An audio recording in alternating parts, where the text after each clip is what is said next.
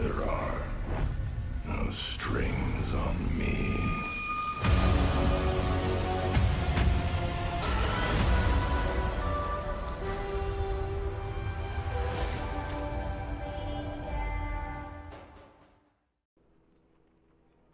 Alright, what is going on, everybody? It is your boy Connor, your Primitive AK here, back with another video for you guys today. Today we are here with the brand new patch update 1.23 for Modern Warfare. This is a brand new update which is going to be dropping within the next couple hours. So if you guys are new to the channel, make sure you guys leave a like and subscribe. We got a bunch of new content as well as some huge weapon balances made to the game, and I'm actually very excited to go through some of these notes. This is my first time reading it as well, but for the most part it seems like we got a lot of good stuff in these changes. So make sure you guys drop a like and subscribe. Appreciate you guys showing the love and support as usual. So let's get right off the bat here. The update's going to be dropping within the next 4 to 5 hours from now. At the time I'm doing this commentary, it's 9 o'clock Eastern. It'll be dropping around 2 a.m. Eastern Standard Time on June 30th, and the update itself will be anywhere from 22 to 36 gigabytes with an additional data pack download required of 3.5 gigabytes. So the update itself is going to be kind of big for those that have the game, and for those that are just Warzone players and only have the Warzone game installed, it's only going to be about 22 to 30 gigabytes. So the featured playlist also got revealed for Modern Warfare. We have Standard Ground War, Blueprint Gunfight, Team Defender, Cheshire Park 24/7, Shoot the Ship 24/7, so a lot of people are happy about that one.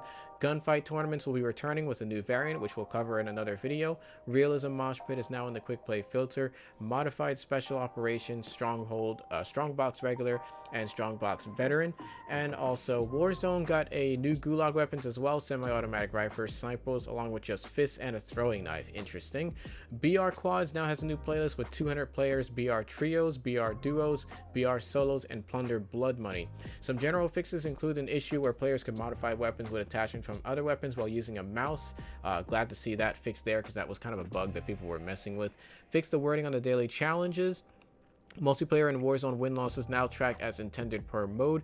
Improve stability for PC players. Fix an issue that prevented firing an ATV's main cannon while wearing akimbo pistols using keyboard and mouse controls. Fix for Kruger's eyes looking kind of weird. They fixed from completionist camos not applying to the Witching Hour AX50 variant. They fixed an exploit on Krovnik farmland while playing Reinfected Ground War.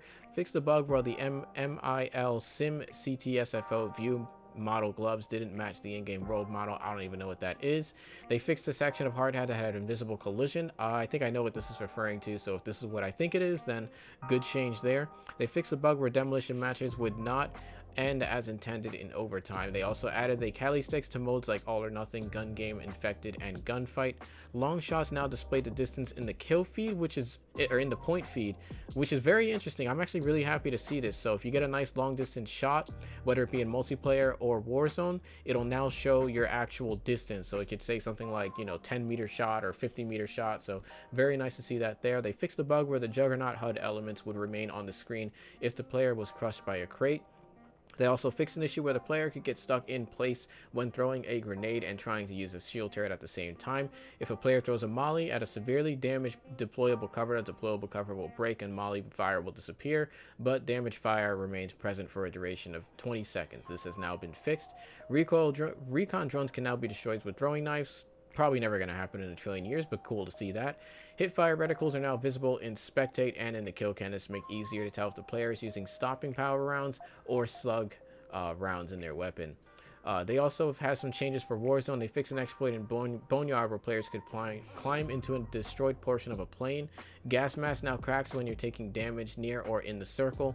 Team wipe weapon now appears in the kill feed for your whole squad to see. So this is going to help for the sweaty players that want to make callouts, because it's hard to know when the team is wiped when it doesn't show for the entire team. It only shows for the player that killed them. They also fixed an issue where players could spawn under the map after winning their gulag match. Fixed a bug where players could use Charlie's Tact human skin. The audio for supply choppers is too loud, preventing players from hearing most other sounds and communicating with their squad, so that has been adjusted. During the supply chopper event, the supply choppers may spawn from under the map, killing players positioned on top of these locations as they race through the map. This has been fixed. I wish I could have seen this in action, because that sounds hilarious, but that's been fixed now. Fixed with the final circle being too close over the areas that players cannot access, such as the middle of the stadium. Never seen this happen, but good change as well. After action report now shows cash earned in placement. Fixed a rare bug where players spawned out of bounds after dying out of bounds. Fix for a minor issue where the radio operator dialogue and subtitles for called in kill streaks could incorrectly play the wrong faction. Now allow players up to 3 precision strikes to be called in at once, but within a distance restriction. So you can now call in 3 precisions, which is really great. And now let's get into the nitty gritty. The most important part of this entire update is the weapon balancing changes. So the M4 will perform an AR magazine reload when attempting to reload the underbarrel grenade launcher while you have a 50-round mag attachment equipped. This has been fixed. Stopping power is now applied to headshots. Only certain weapons can go from a 2-shot to 1-shot headshot, like the FAL and the Odin. This fixes a few cases where headshots can sometimes do less damage than body shots when using stopping power. So there was a bug where if you use stopping power, you get less headshot damage as opposed to standard headshot damage, and it was supposed to double it. Now that is the case. Starting ammo and max ammo adjustments. Increase max ammo in the M4 SOCOM rounds. The increase of max ammo and starting ammo for the CR56 AMAX M67 rounds. The SKS 10 round mags. The Striker 45 hollow point rounds. The SCAR default mags. And also the Odin default mags as well. So SCAR got a nice little buff there. You get more bullets starting off, not in the magazine, but the actual reserves. So that's pretty nice as well. I'm really happy to see that. Same thing with the Odin. So we'll definitely revisit these 2 weapons in a future video.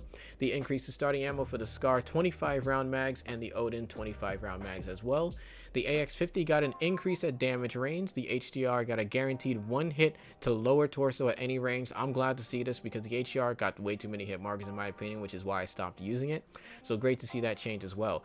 The Kar 98 got an increase in its ADS speed, small decrease to its hip fire spread, increase at damage at range. So good to see that there. M2 carbine or MK2 carbine got a faster movement speed and increased damage at range as well. I felt like the carbine was good as it is, but I guess they felt the need to buff it again. Moving on, the Dragunov got an increase in its ADS speed. The 2-hit kill minimum, I guess that 2-hit kill min, I'm not entirely sure what that means. I guess that means 2-hit kill minimum. I'm assuming that's what that's referring to. Gun recoil returns to the center more and faster rate of fire. So good thing to see on the Dragunov there. I'm probably still never going to use this weapon, but if you guys would like to see it for a video, we will cover it.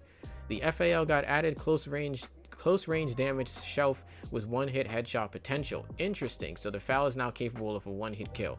We'll have to check that out and see what that's capable of. The AK-47 got an increase in its ADS speed. CR56 AMAC got a decrease in damage range, so a slight little nerf there. Now here's the 2 big killers here. The MP5, the most overpowered weapon in the game in my opinion.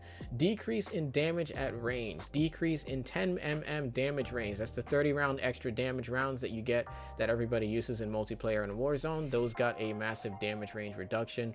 Reduce the long range damage to 10mm ammo, and also slightly recoil increase to the 10mm ammo. So if you're using the 10mm ammo, this got a massive nerf, and the overall damage at range was decreased as well. So whether or not the MP5 is still going to be worth using, we'll have to wait and see.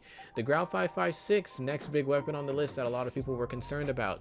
Damage at range reduction, a slight increase to recoil, high frequency recoil, and reduce the recoil compensation and decrease the range on the Tempest 26.4 Archangel and the FSS 20.8 Nexus barrels. So we got a nice little damage range done to the Grau 5.56 and a slight increase to its high frequency in recoil. So we'll have to test this out in game to see exactly how this is. I will be firsthand trying this out when the patch drops to see if it's still, you know, overpowered, or if it's decent, or if it's really bad. Hopefully, I'm actually hoping that it's trash. That's my hope. The shotgun slugs, they increase the projectile velocity, reduce the ADS spread, they added the dynamic hit spread, increase the damage at ranges, and increase the lower torso damage. The no stock attachment got an increase in weapon recoil and decreased ADS aiming steadiness. So no stock got a little bit of a buff and also a nerf at the same time. The rest are just some spec ops changes which nobody really cares about, but if you like to read these notes in detail, link to these notes will be in the description. Anyways guys, that's going to do it for the patch notes. I am thoroughly impressed that the MP5 and the Grau got nerfed.